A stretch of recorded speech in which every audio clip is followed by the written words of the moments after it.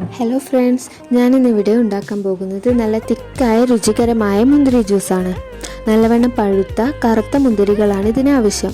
അവ നന്നായി കഴുകിയ ശേഷം അല്പം വെള്ളം ചേർത്ത് മുന്തിരിയുടെ തൊലി വേർപെട്ട് വരുന്നതുവരെ തിളപ്പിച്ചെടുക്കുക.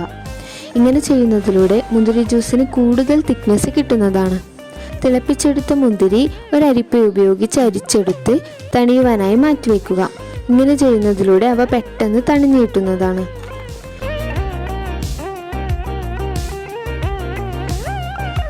തണുത്തു വന്ന മുന്തിരിയും അതിൻ്റെ വെള്ളവും ആവശ്യാനുസരണം പഞ്ചസാരയും ചേർത്ത് മിക്സിയിൽ നന്നായി അടിച്ചെടുക്കുക.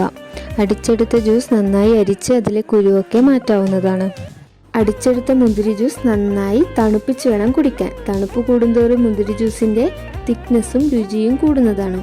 അപ്പോൾ എല്ലാവരും ട്രൈ ചെയ്യണേ.